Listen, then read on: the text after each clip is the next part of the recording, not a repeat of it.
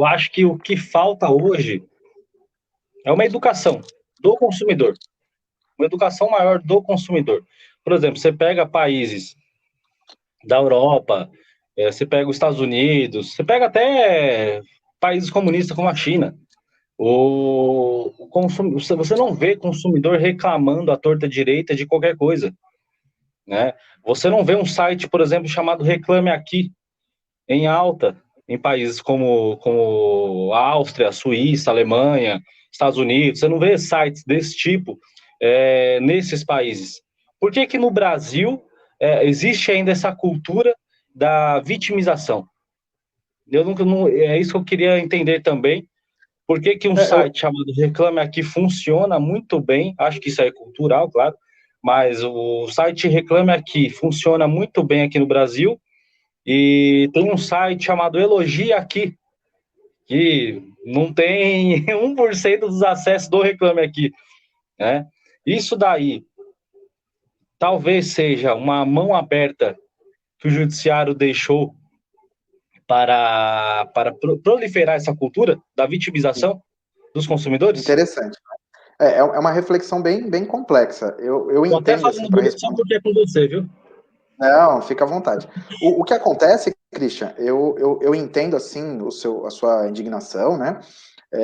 Vou ser sincero que eu também conhecia pouco esse site que você mencionou, vou acompanhar o trabalho, eu acho que é interessante essa questão positiva, né? Então, ou seja, você positivar um negócio, isso vem até da prática do marketing, a gente estuda marketing, a gente percebe que o consumidor que vai elogiar o produto ou o serviço, ele é uma fatia muito pequena, mas também quando você consegue chegar a esse ponto de ter consumidores fiéis que defendem a marca, você entra num patamar tranquilo, justamente porque ele é que vai combater nas redes sociais, nas mídias, aquelas pessoas que defendem ideias contrárias, né? Então você ganhou ali, na verdade, um defensor. Mas é difícil, né? Você conseguir esse tipo de situação. Na verdade, você consegue mais o que vai te atacar, né? O hater, aquela pessoa que às vezes nunca comprou o seu produto, né? Ele nunca comprou, mas por não gostar da sua pessoa, por não gostar da sua postura, ele já é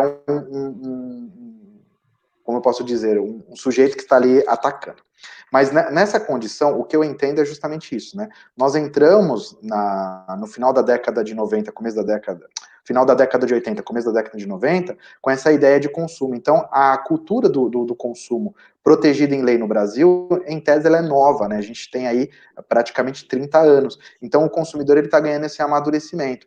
Me parece uma coisa um pouco ruim no nosso país. É claro que o Brasil ele é muito grande, existem pessoas de todos os níveis culturais e é preciso difundir a cultura, mas também há uma forma de você enxergar as pessoas de uma maneira muito reduzida, muito diminuída. Ah, o fulano é muito coitadinho, ele não consegue fazer nada sozinho, ele precisa de um amparo, ele precisa de uma proteção, e isso eu também acho um pouco penoso, porque de fato, às vezes a proteção era necessária, mas essa condição de sempre necessitar, de ajudar, de amparar, muitas vezes você cria dentro daquela relação algo não tão saudável, não tão natural. A intervenção do Estado nessa relação a todo momento, em a todas as circunstâncias, ela acaba gerando algo artificial que tende a penalizar alguns envolvidos. E muitas vezes o próprio consumidor ele é penalizado. Aí você fala, como que o consumidor é penalizado pelo direito do consumidor? Você está louco? Certamente eu vou ser muito criticado,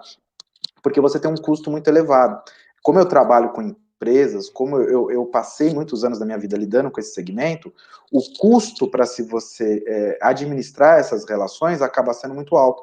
E para quem que a empresa repassa esse custo, né, de ter advogados, de ter departamentos de marketing visualizando essas condições, para quem que vai esse custo, Christian?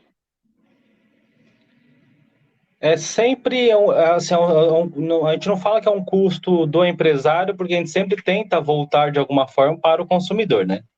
A venda dos Mas, produtos. mas não tem como, né? Porque o que acontece? O empresário, antes dele estabelecer o lucro, né? Isso daí é uma questão elementar, eu não sou especialista em economia, mas o mínimo que eu sei é você tem que fazer o cálculo tributário e o cálculo de custo que você tem, né? Antes de você estabelecer um Operacional, né?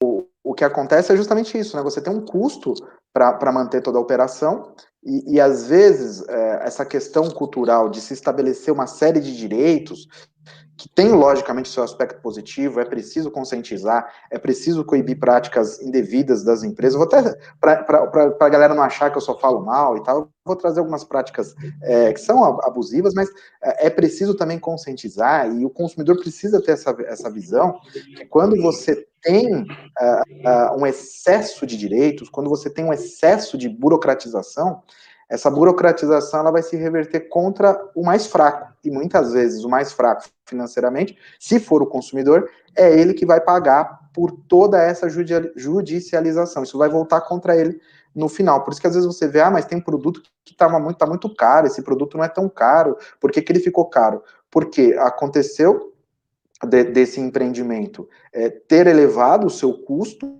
para manter aquela situação, seja por aspecto inflacionário, seja por aspecto do dólar, que às vezes você tem a variação, e inclusive também os gastos inerentes a tributos, que é importante que o consumidor tenha essa conscientização, né? Saber cobrar também o poder público, porque às vezes me parece que nós ficamos num jogo que só tem dois players, né? Que é o consumidor e a empresa ali, né? Mas só que a gente tem ali um sujeito muito ativo nessas relações, que é a administração pública, seja uma prefeitura, seja o governo do estado, seja a União, que interfere demais nessas relações, seja tributando, seja dificultando o acesso de novos negócios, né? Então, por exemplo, você pega um setor bancário, o setor bancário hoje ele está ganhando aí novos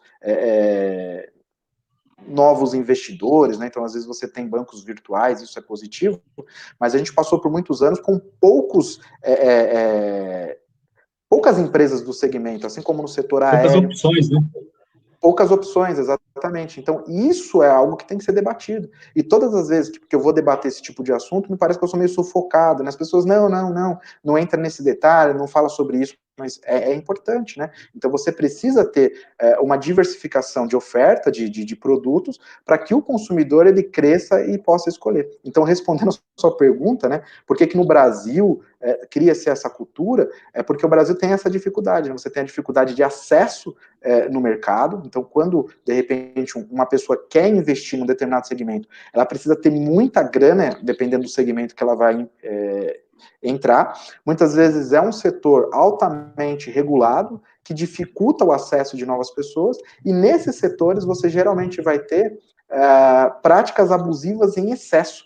E aí o judiciário, às vezes, ele até em algumas situações pega pesado, em outras situações você não tem essa contraprestação, e o consumidor só se sente insatisfeito, pensando que, mas então as empresas são ruins, as empresas agem de maneira indevida, né? Mas porque a gente está analisando um setor que é regulado, por exemplo, telecomunicações, isso é um bom exemplo, é um setor que o Estado, apesar de ter passado o controle para a iniciativa privada, ele mantém a sua agência reguladora, e por vezes a Anatel, ela ao invés de fazer o papel de intermediar em favor do consumidor, ela também faz um pouco de vista grossa nesse sentido, né? Estou até sendo bem polêmico, e aí você cria essa sensação que toda empresa é ruim, que é um mito que precisa ser acabado, né?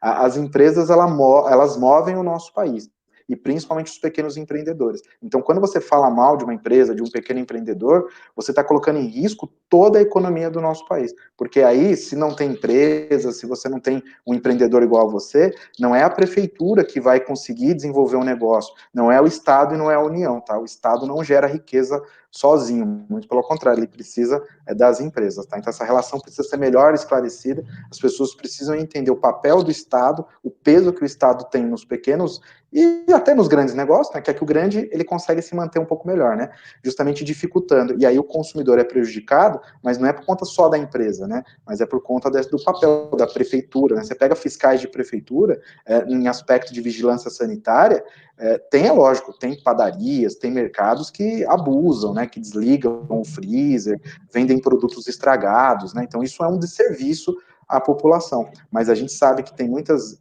vigilâncias aí que criam mecanismos de até corrupção, né, justamente para ganhar ali por conta de pequenos detalhes, né, então precisa se equilibrar esse jogo. Sim, legal.